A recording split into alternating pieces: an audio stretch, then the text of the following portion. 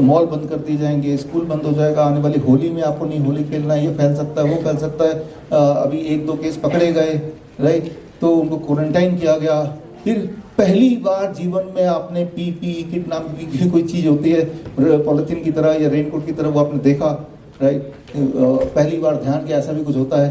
तो वो दिन था जब, ये तो मुझे पता ही था कि ये सब चीज़ें हैं जो खेल शुरू हो गया है, तो लेकिन ये खेल शुरू हो गया तो ये लोगों तक बताना ज़रूरी, ये खेल है, असली नहीं है। और फिर 5 मार्च 2020 अपॉइंटमेंट लेके पार्लियामेंट में गया, health minister of India Harshvardhan ji से मिला मैं कि ये जो आप बता रहे हैं और ये टीवी में देख रहे हैं, और कुछ 5-7 लोगों को क्वारंटाइन करके भी रखा हुआ है स्पेशल पता नहीं कौन से वार्ड में, तो ये सब तो झूठ है, ये सब तो खेल है, और खांसी जुकाम को ही ऐसे बढ़ा चढ़ा के ऐसे बताया जा रहा है। तो उनका जवाब था, याद रखिए जो भी बोल रहा हूँ ये लाइव है, तो ये मत सोचिए कि इस बंद कमरे में कुछ भी बोला जा रहा हूँ, ठीक है ना। These all should be, can be verifiable, it is verifiable, ये वेरीफाई कर सकते हैं वहाँ के पार्लियामेंट के, वहाँ पे रजिस्टर में नाम चेक कर सकते हैं। ये जो बोल रहा हूँ ये ऑन रिकॉर्ड हुआ था, उसका वीडियो ऑडियो मेरे पास आज भी है कि मैंने कहा ये खेल है और उसको सिद्ध मैं कर सकता हूँ। तब तक मुझे नहीं पता था कि इसमें हेल्थ मिनिस्ट्री भी जुड़ी हुई है, ये नहीं पता था।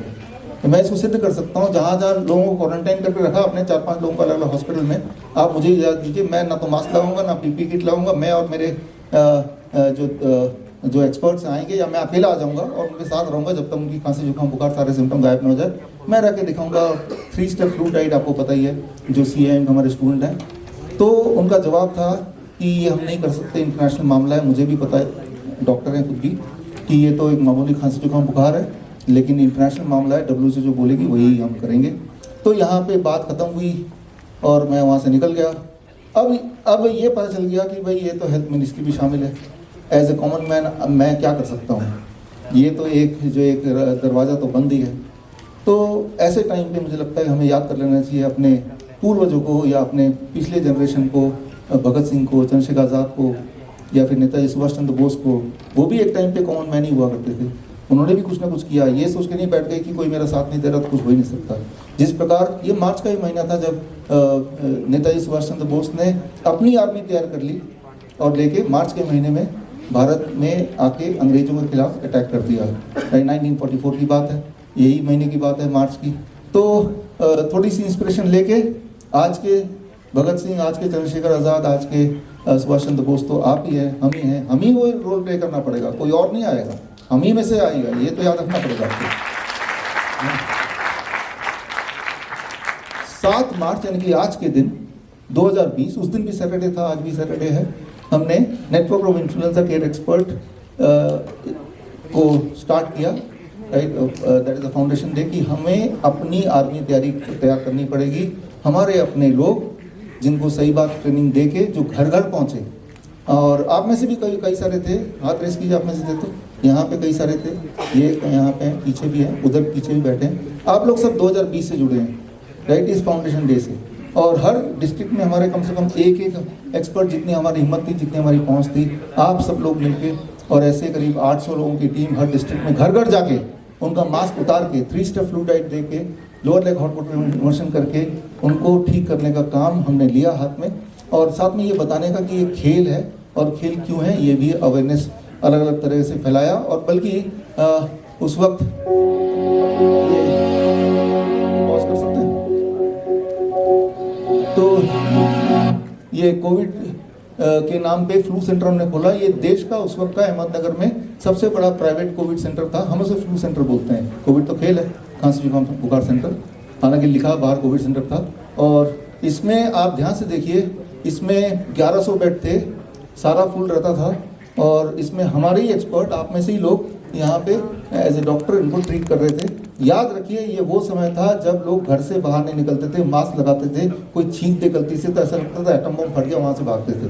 ये वो दौर था। उस दौर में हमारे अंदर जो कैंपस में जो सीन था वो कुछ ऐसा था।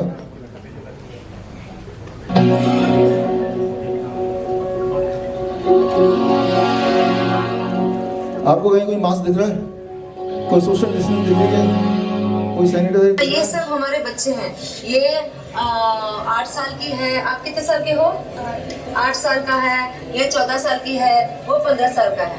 तो ये सब छोटे बच्चे हैं हमारे यहाँ पे कोरोना पॉजिटिव पेशेंट्स, बिल्कुल फिट हो गए। हमारी जो जीत हुई है उसका वीडियो अभी जस्ट आपके सामने आने वाला है।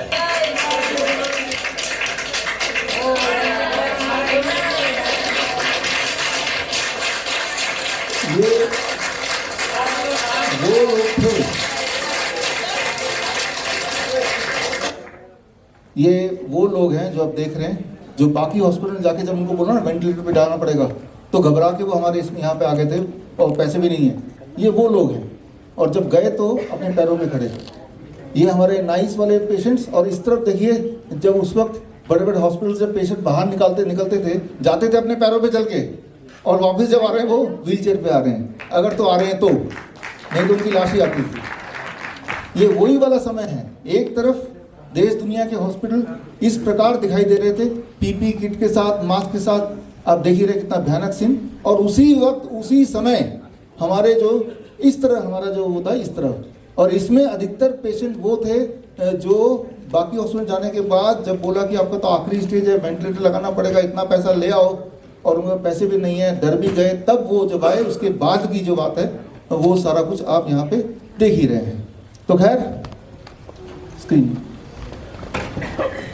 Next slide please. ये आप देख रहे हैं कितनी भयानक सीन, ऐसा लग रहा है इंसान तो ये देख के ही डर जाएगा, भूत की तरह, है ना। रात को नींद खुलेगी और ये देख के डर जाएगा। तो जब ये चल रहा था तो आप में से कुछ लोगों को पता ही है, तब देखा ये मिनिस्ट्री ने क्या चक्कर चल रहा है कि ये एक ऐसी जगह बना ली जहाँ पे सैनिटाइजर अलाउड नहीं है, सोशल डिस्टेंसिंग अलाउड नहीं, हाथ मिलाना पड़ेगा, साथ में खाना खाना पड़ेगा, डांस भी करना पड़ेगा, सारा कुछ उल्टा कर दिया। तो रिजल्ट भी उल्टा आ रहा होगा, लोग मर रहे होंगे। फिर इस हमारे सेंटर में national institute of naturopathy, government of India, Ayush ministry से एक टीम आई। उन टीम ने फिर मुआयना किया, ऑब्जर्वेशन स्टडी किया, बाकायदा देखें कि ये क्या कर रहे हैं, उसका रिजल्ट क्या आ रहा है। 3 स्टेप फ्लू डाइट, वहाँ दवाइयाँ थी नहीं, सिर्फ citrus fruit juice and coconut water, यही था दवाई हमारी। और जब उन्होंने देखा फिर 3 महीने बाद उन्होंने ये रिपोर्ट जारी की कि ये जिसमें लिखा कि हफ्ते में ज़्यादातर लोग ठीक हो रहे थे, और उसमें डांस भी था, सिंगिंग था, इवन शादी भी कराई वहीं पे, और कोई भी एडवर्स इफेक्ट नहीं हुआ, कोई भी मरा नहीं, और ये सक्सेसफुल रहा। और आगे इन फ्यूचर दोबारा कभी कोविड या इस तरह की बीमारी में ये 3 स्टेप फ्लू डाइट ये दिया जा सकता है। ये लिखित में उन्होंने ऑब्जर्वेशन स्टडी का रिपोर्ट जारी किया। जारी करने के बाद हमने फिर प्रेस कॉन्फ्रेंस किया। प्रेस कॉन्फ्रेंस में आचार्य मनीष जी आप भी थे, है ना, और प्रेस कॉन्फ्रेंस करके देश दुनिया को बताया भाई अब तो ये दस्तावेज सरकारी भी आ गया है जो हम बोलते आ रहे थे, है ना। और उसके बाद जब ये जाहिर हो गया कि भाई ये तो कोरोना नहीं था, ये तो फ्लू था, और ये सारा कुछ रिटर्न में है, तो फिर अगले 2 दिन बाद आयुष मिनिस्ट्री ने एक प्रेस विज्ञप्ति हमारे अगेंस्ट जारी किया 28 जुलाई 2021, जिसमें लिखा कि हाँ हमने ऑब्जर्वेशन स्टडी किया था, हाँ कुछ ऐसे हमने ऑब्जर्व किया, लेकिन अभी ये हमने अप्रूव नहीं किया, हम इस पर और स्टडी करेंगे और गहन अध्ययन करेंगे फिर अप्रूव करेंगे। लेकिन अब ये बात है 2021 की, आज 5 साल भी हो गए, अभी तक उसको गहन स्टडी पूरी नहीं हुई। तो यहाँ पे समझना होगा कि कोई चीज़ का आसान अगर कोई सोल्यूशन है भी तो सोल्यूशन आप तक ना पहुँचे उसके लिए किस तरह का खेल खेला जाता है। तो ये सारी जो खेल है, धन्यवाद। तो ये सारा लिखित आप इंटरनेट सर्च करेंगे तो वो सब आपको सारे प्रोपेगेंडा मीडिया मिल जाएगा कि भाई नहीं अभी अप्रूव नहीं किया, अभी तो कड़ाई भी दवाई भी कड़ाई भी यही चलने दो, है ना, जब उनकी पोल खुलने लगी। और उसी दौरान हमने कई सारी किताबें, 2020 की किताबें हैं ये सारी रिलीज़ की, और इसमें फिर जब मंकी पॉक्स आया तो मंकी पॉक्स की किताब रिलीज़ की। मंकी पॉक्स का खेल को एक्सपोज करने के लिए डॉक्टर नमिता जी है, please come, doctor Namita MBBS MD है, तो हमने इन्होंने वॉलंटियर के कि मैं अपनी ब्लड देती हूँ मंकी पॉक्स का टेस्ट करने के लिए। इनके ऊपर जब टेस्ट 25 बार किया गया तो ये दुनिया की पहली मंकी पॉक्स पॉजिटिव डॉक्टर बन गई। तो मतलब ये कि अगर आप मंकी पॉक्स वाला टेस्ट अगर 25 बार कर देंगे किसी एक इंसान पे तो चांसेस आर कि मंकी पॉक्स पॉजिटिव आ ही जाएगा। बोलने का मतलब ये है कि अगर हमें ये दिखाना हो कि हमारे देश में 1 lakh monkey pox positive case है तो कितने टेस्ट करने पड़ेंगे 1 लाख के लिए? 25 लाख करने पड़ेंगे हर 25 में से एक, है ना। तो इस तरह से प्रूफ के साथ हमने पिछले साल जब HMPV का खेल शुरू हुआ था तब भी ऐसे हमने किया थे, और वो किताबें रिलीज़ की। ये किताबें आप ऑनलाइन भी देख सकते हैं, मेरे वेबसाइट से भी ले सकते हैं। ये सारा कुछ मैं क्यों बता रहा हूँ, क्योंकि ये सारी रीसेंट मेमोरीज हैं आपकी, ये सारे चीज़ों को आपने जिया है, अभी देखा है अपने आप सामने प्रोपेगेंडा मीडिया में क्या चल रहा है, लेकिन असलियत क्या है इसमें दर्ज है, राइट। अगर इसमें से कुछ भी झूठ होता तो मैं यहाँ पे खड़ा होकर ये भाषण दे नहीं पाता, ये बात को आपको समझना पड़ेगा। और ये वैसे भी ये सारे एविडेंस बेस्ड है। तो आज का दो सवाल है, सिर्फ 2 सवाल को हम पड़ताल करते हैं। पहले उन 2 सवाल के जवाब के अंदर मुझे लगता है कि आपको इससे जुड़ी हुई हर सवाल का जवाब मिल जाएगा। वायरस की दुनिया का हर सवाल का जवाब इसी 2 सवालों में मिलेगा। ये 2 सवाल बड़े महत्वपूर्ण है आपके लिए। पहला सवाल ये है, if a rabies dog bytes and you catch the rabies, is the death inevitable, is it dangerous? अगर कोई पक्का कुत्ता आपको काट ले और आपको रेबीज हो ही जाता है तो क्या मरना तय है? क्या ये खतरनाक है? एक सवाल है। हालांकि आपका ऑब्वियस आंसर क्या होगा, हाँ खतरनाक है, मर ही जाएंगे, ये तो हो गया ऑब्वियस आंसर। क्या लेकिन ये क्या वाकई में ऐसा है? दूसरा सवाल, in modern allopathic treatment vaccine देते हैं या फिर RIG देते हैं, रेबीज इम्यूनोग्लोबुलिन, इसके बारे में बात करेंगे। Effective against the vaccine, against the rabies, क्या ये इफेक्टिव है? अगर रेबीज हो जाए या पागल कुत्ता या काट ले तो ये वैक्सीन इफेक्टिव है क्या? और क्या ये सेफ है, लगाना चाहिए? तो ये 2 सवाल के अंदर छुपे हैं कई सारे राज, और ऐसे राज जो जिसको अगर हमें उसको खोलना है तो आज से 4000 साल पहले से, जब से लिपियाँ लिखी गई, वहाँ से जर्नी शुरू करनी पड़ेगी, राइट। जहाँ से लिपियाँ लिखी गई वहाँ से जर्नी शुरू करेंगे। तो इंटरेस्टिंग है, ये करीब 4000 साल पहले मेसोपोटामियन सिविलाइजेशन में जो लिखे गए थे लिपियाँ, उनमें ये लिखा गया था कि कुत्ते के मुंह में जैसे कोई बीज होती है, कुछ चीज़ होती है, जब वो किसी को काटता है तो वो उससे ट्रांसफ़र हो जाता है, जिससे बीमारी हो सकती है, मौत हो सकती है। ये 4000 साल पहले लिखी गई थी। और ऐसा ये भी बेबीलोनिया, क्योंकि अभी इराक का पार्ट है, 4000 साल पहले यही लिखा था। ये बड़ा इंटरेस्टिंग है कि अगर आपका कुत्ता पागल हो जाता है, आपके कंट्रोल से बाहर हो जाता है और किसी भी इंसान को काट देता है और वो इंसान मर जाता है, तो आपको करीब 40 शेकल्स देने पड़ेंगे उसके घर वालों को। 40 शेकल मतलब 1 शेकल मतलब 10 ग्राम सिल्वर, 800 रुपये। 40 शेकल मतलब कितने रुपए हो गए? 3000 रुपये। तो 3000 रुपये देने पड़ेंगे। अगर वो स्लेव है, अगर किसी का गुलाम आदमी को काट लेता है तो गुलाम इंसान के परिवार वालों को 15 से ही काम चल जाएगा। 15 शेकल मतलब कितना हुआ? 1000-1200 रुपये देने से काम चल जाएगा।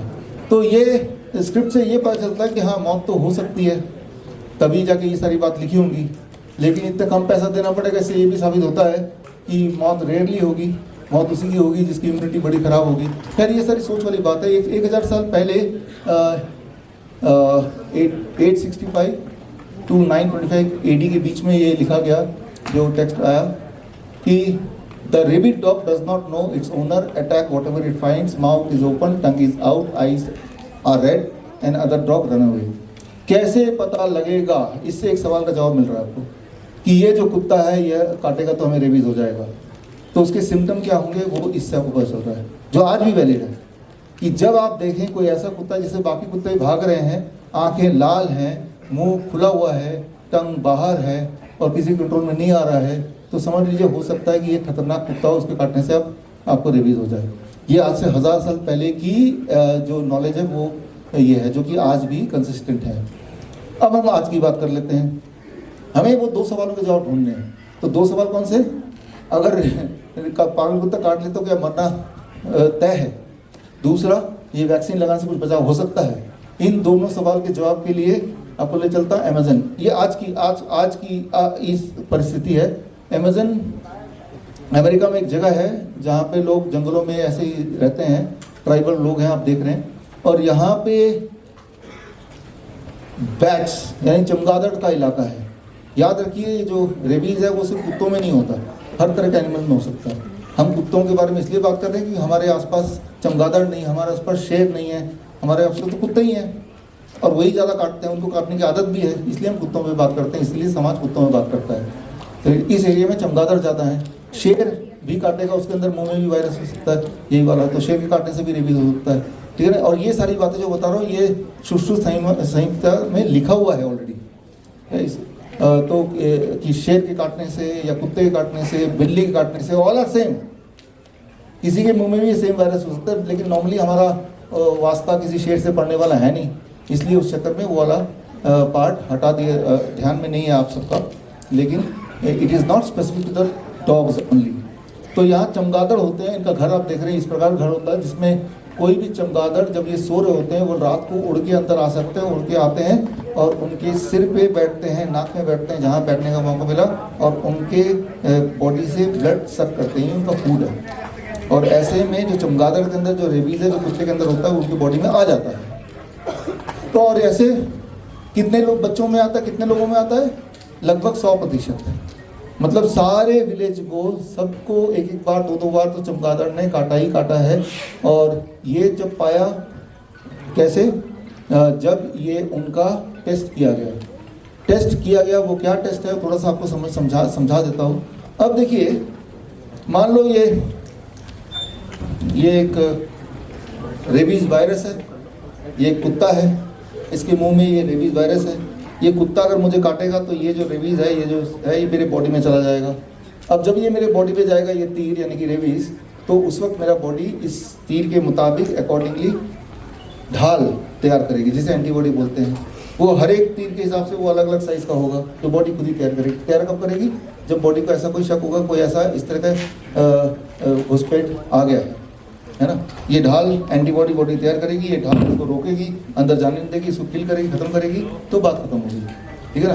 तो और ये जो ढाल है इसकी वजह से मैं बच जाऊँगा। अब ये ढाल जो है मेरे बॉडी में अगले 2-3 साल तक रहेगा, क्योंकि बॉडी समझता है कि हो सकता है कुत्ता दोबारा काटे या ऐसा कोई और कुत्ता काटे, जो परिस्थिति है, तो ढाल को बचा के रखता है कुछ समय के लिए। लेकिन कुछ समय में अगर दोबारा कोई कुत्ता नहीं काटता या रेबीज़ का वायरस नहीं आता, ढाल धीरे धीरे बॉडी से खत्म हो गया, नया नहीं बनाया। तो ये ज़रूरत पड़ने पे कौन सा ढाल कब काम आएगा डिपेंड करता है कि किस तरह का ये वायरस है, किस तरह की तीर है। वो छोटा तीर है, बड़ा तीर है, मोटा है, राइट। जैसे रेबीज़ के भी 18 प्रकार बना दिए, उस तरह से ढाल का डिज़ाइन बॉडी चेंज करता रहता है, यानी कि एंटीबॉडी चेंज होती रहती है। अब जब यहाँ की बात करेंगे हम,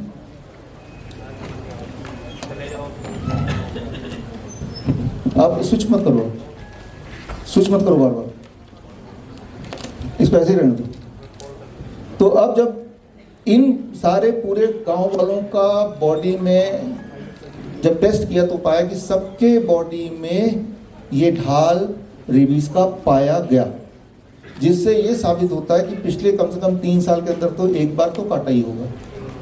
तो फिर इस पर लिटरेचर बहुत सारे आने शुरू हुए और ये देखा गया कि इसका नाम दिया एबॉर्टिव रेबीज़, कि बॉडी का नेचुरल इम्यूनिटी ने रेबीज़ को खत्म कर दिया, एबॉर्ट कर दिया, रेबीज़ के खतरे को खत्म कर दिया।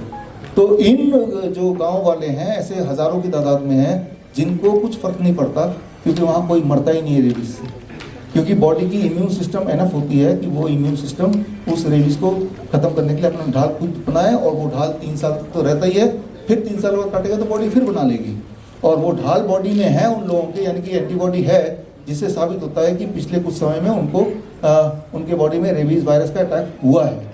तो इस पर पूरे दुनिया में हज़ारों लिटरेचर्स हैं, हज़ारों। ये कुछ मैं आपको दिखा रहा हूँ, ये कि एबॉर्टिव रेबीज़ सेल्फ हीलिंग, यानी कि ये लोग वैक्सीन वगैरह तो कुछ लगाते नहीं हैं, लेकिन ये फिर भी ज़िंदा है। तो ज़िंदा कैसे है? क्योंकि बॉडी हील कर रही है, उसी का ये सबूत है। जो बातें मैं बता रहा हूँ, ये सारी बातें, रिसर्च पेपर वगैरह, ये सारे स्लाइड्स अगर आपको देखने हैं बाद में भी bishrup.com/medical superstition में जाएंगे, इस लिंक में जाएंगे तो ये सारा सबूत आपको वहाँ देखने को मिलेंगे।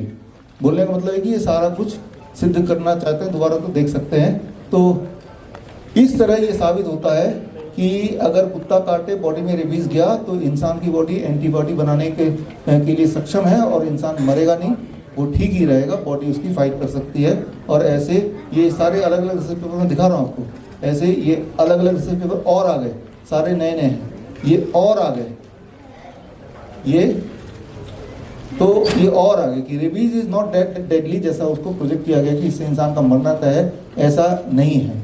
और इस चीज़ को सपोर्ट करने के लिए जितने रिसर्च पेपर हो सकते हैं उनमें से थोड़े से रिसर्च पेपर मैंने आपको अभी दिखाए।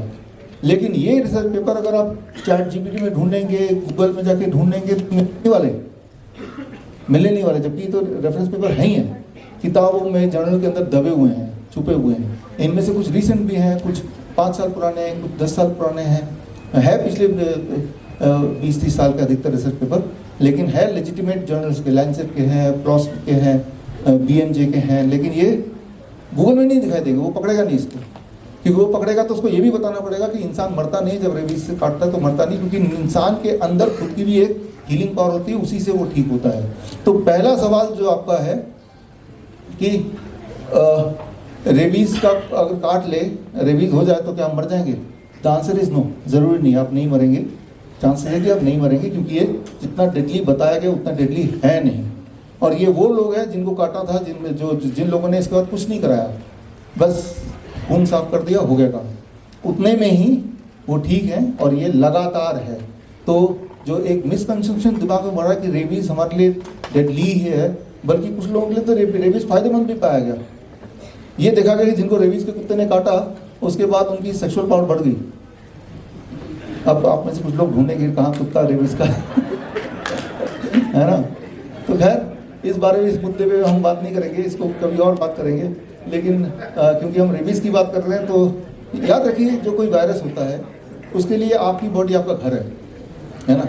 तो अपने घर को वो डिस्ट्रॉय नहीं करना चाहेगा, वायरस की ये प्रवृत्ति नहीं होती है।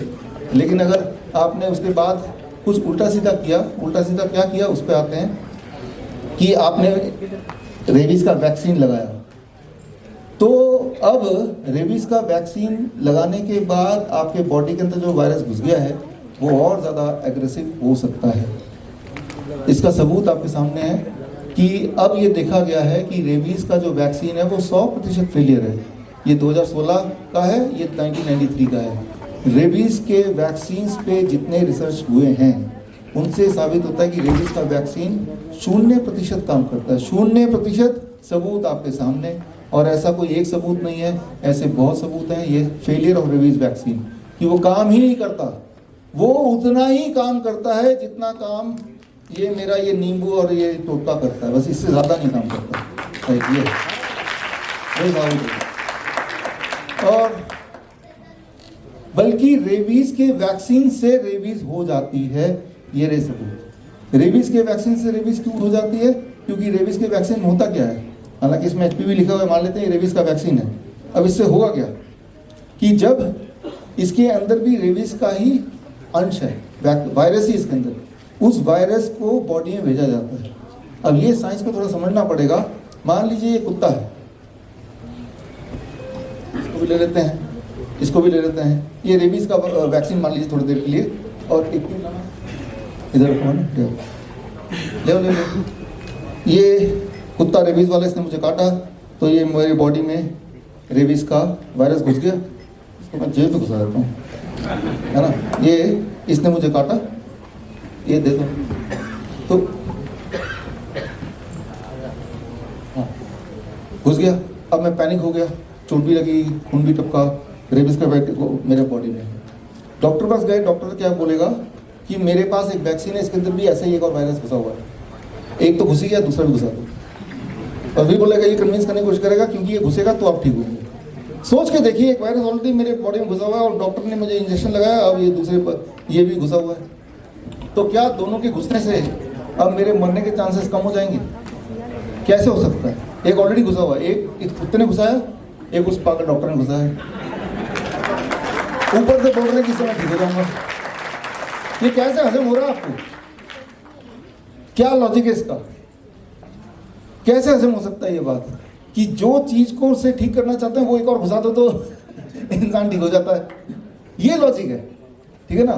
तो ये जो वैक्सीन है, वैक्सीन के अंदर कोई दवाई नहीं है, वैक्सीन के अंदर वही चीज है जो उस कुत्ते ने आपके बॉडी में घुसाया, ठीक है ना। तो और ये मान भी लिया हमने, ठीक है ना। और मुझे पता है कि अभी आप लोग छोड़िए जो ऑनलाइन न्यूज़ सुन रहे हैं, अभी अगर आप घर से बाहर निकले कुत्ता काटेगा तब आपका दिमाग फिर शून्य हो जाएगा, फिर भी आप बताएंगे। आस्था वाली बात याद रखिए, मानवता की अगर बात करें, इंसान में आस्था ऊपर आता है, इंटेलिजेंस नीचे आता है, पहले वो आस्था पे जाता है, इसलिए सर्वनाश होता है, इसलिए गड़बड़ होती है, इसलिए ये सब ये कर पा रहे हैं। तो यहाँ पे मैं ये बोलना चाह रहा हूँ कि रेबीज वायरस क्यों, वैक्सीन क्यों फेल होती है, कोई वैक्सीन क्यों फेल होती है? क्योंकि वैक्सीन का साइंस ये है कि जिस चीज़ से आपको बचाना है वही चीज़ एक और घुसा दो, वो इसके अंदर बंद है। और फिर इससे ये लॉजिक है कि जब ये वाला था ना जो मैंने यहाँ से निकाला था, हाँ, जब ये वैक्सीन से आएगा तो इसके अगेंस्ट बॉडी ढाल बनाएगा और ये ढाल इसको रोकेगी। जब ये घुसी के अंदर तो तब भी तो बॉडी ढाल बनाएगा ना, एक और घुसाने से आप बॉडी थोड़ा ना सोचेगा आप दो आ गया, आप तो बनाना ही पड़ेगा, ढाल एक आएगा तो नहीं बनाऊंगा, या तो ऐसा कुछ हो। तो ये समझना पड़ेगा, जब कुत्ते ने आपके बॉडी में ये रेबीज डाल ही दिया है तो तभी बॉडी एक्टिवेट हो गया अपना ढाल एंटीबॉडी बनाने के लिए।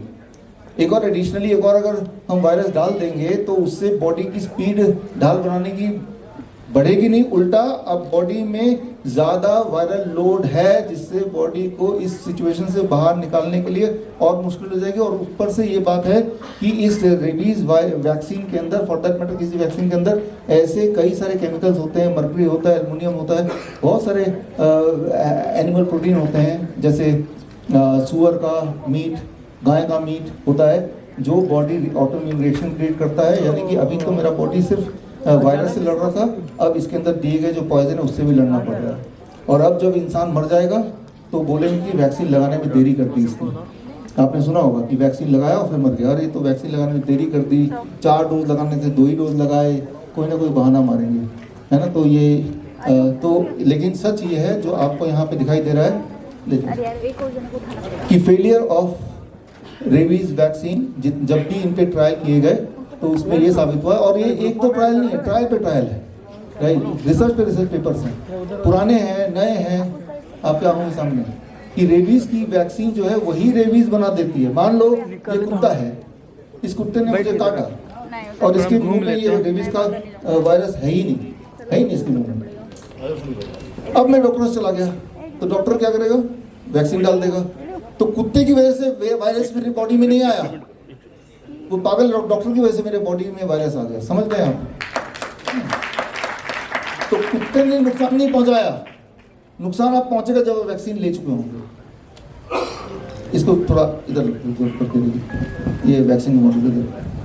तो ये समझना पड़ेगा लॉजिकली कि वैक्सीन बहुत ज़्यादा आगे नहीं, ये थोड़ा इधर कुत्ते के पास उस तरफ ये समझना पड़ेगा आपको कि जब अब इंसान मरेगा तो हो सकता है, अधिकतर चांस है कि कुत्ते के मुंह में वो वायरस हो ही नहीं। लेकिन आप तो घबराए हुए, और मैंने तो आपको बताया था कि इंसान जब डर जाता है तो उसे लूटना आसान हो जाता है। तब तो वो डरा दिया तो हॉस्पिटल छत से कूद सकता है, या अपने पिताजी का लाश हॉस्पिटल पड़ा तो पड़े रहने दे सकता है, कुछ भी कर सकता है। नौकरी छूट गई, मास्क लगा के घर पे दुबक के बैठ सकता है, या 2 पॉइजन जानते हुए भी लगा सकता है। इंसान को डरा देना चाहिए, तो वो डर का व्यापार है।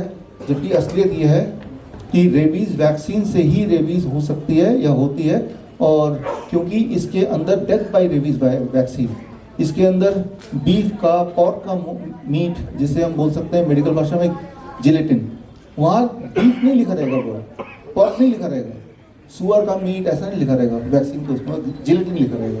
अब जिलेटिन तो यही होता है ना, लेकिन एक ऐसा शब्द लिख दिया जो आपको लगता है होगा कोई केमिकल, क्या पड़ताल करना है।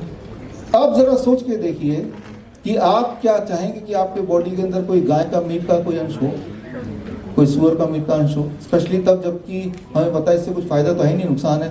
और वो जो एनिमल प्रोटीन जब बॉडी में ब्लड के बहाया जाता है, जिससे ऑटो इम्यून डिजीज ट्रिगर होता है कुछ लोगों के लिए, एंड वो ऑटो इम्यून डिजीज से फेटल हो जाता है मामला कभी कभी, और इंसान की मौत हो जाती है, वैक्सीन इंड्यूस्ड डेथ। लेकिन अब सारा का सारा दोष किस पे आ गया, वो कुत्ते ने काटा था ना उस वक्त, जिसकी वजह से ये हो गया। वेस्ट हुआ बिना कोई मतलब के, आप लोग हमारी हेल्प कर रहे हैं। दिवाली आपकी वजह से इस बार हमारे घर होगा।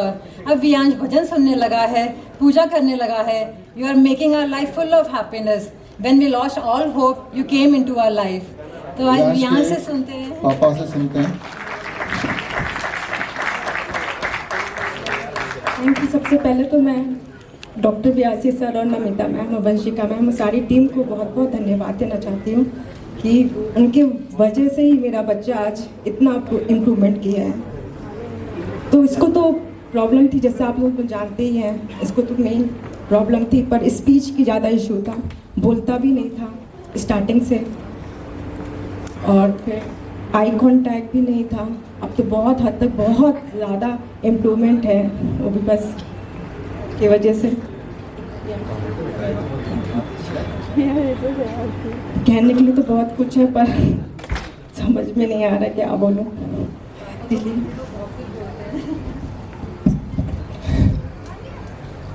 Thank you Namita ma'am, doctor BRC sir, आपकी वजह से बहुत कुछ लास्ट 2 इयर्स बहुत पैसा गया थेरेपीज में एंड ऑल। बस ये 3-4 महीना में बस वियांश का speech, eye contact, hand flapping, बहुत कुछ इम्प्रूवमेंट हुआ। अभी और बहुत बाकी है। अभी मतलब मैजिक का एकदम बिल्कुल विश्वास नहीं होता है कि हाँ बिल्कुल मैजिक हुआ है। एकदम सर मैम लोग मिलकर एकदम मैजिक हुआ है। मतलब बिल्कुल भी नहीं था, स्पीच नहीं था, सडनली ये 3 महीने में ही बस प्रोटोकॉल फॉलो करने पे और सब करने पे ये 3 महीने में ही बोलने लग गया। ये सिर्फ मम्मा और पापा ही बोलता था और फिर उसके बाद ये अब बहुत सारे शब्द बोलता है। हाँ पूरी तरह से तो नहीं बोल पाता है पर हाँ बहुत अच्छा बोलता है। जहाँ तक मैंने देखा है, जो बचपन से देखते आ रही हूँ, वो तो एकदम अब तो बिल्कुल नहीं है, बहुत इम्प्रूवमेंट है।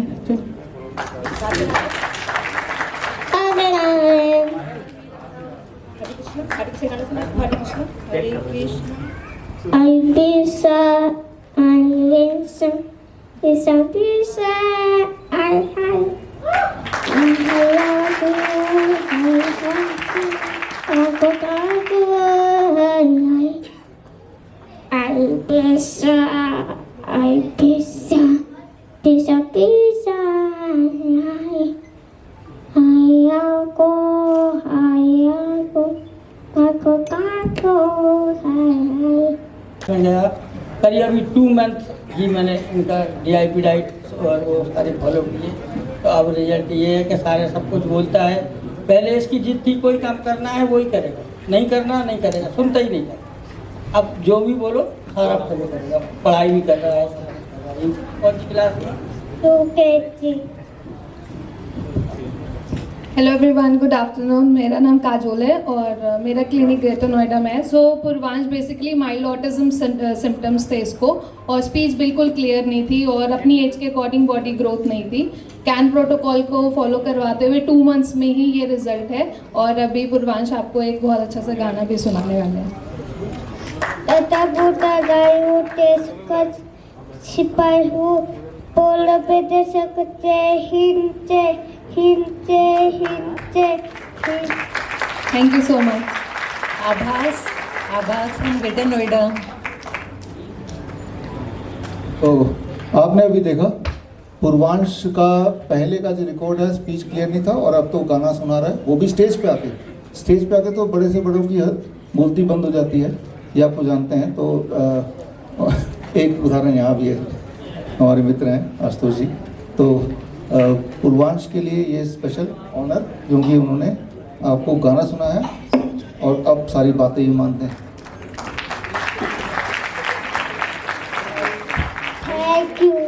Thank you. और ये वही बच्चे जिनको इतना हाइपर एक्टिविटी होती थी और 1.5 घंटे से डॉक्टर BRC सर का बोरिंग लेक्चर सुन के फिर भी बैठे हुए हैं। थैंक यू ये ड्यूरिंग द थेरेपीज है। अब अगला नवंबर दिसंबर में बेसिकली हम लोग बिहार से बिलोंग करते हैं। वहाँ पे छठ पूजा के टाइम पे हम लोग छठ पूजा मतलब मना तो रहे थे, physically we are there, but हमारा मेंटली ऐसा कह रहा था ना, जब मतलब एक टाइम पे तो मेरी वाइफ ये बोल रही है जो बच्चा न रहे इससे बढ़िया ले जाए भगवान हमें। मतलब दिवाली के टाइम पे लिटरली जब हम लोग भगवान से ये करते हैं और छठ पूजा के टाइम पे, और उस टाइम पे ये इस तरह की बातें बोल रही थी। मतलब कैसा हम लोग का मेंटल प्रेजेंस था उस समय। सारा फैमिली में मतलब ठीक है छठ पूजा है मना रहे हैं, बट क्या सिचुएशन था वो हम लोग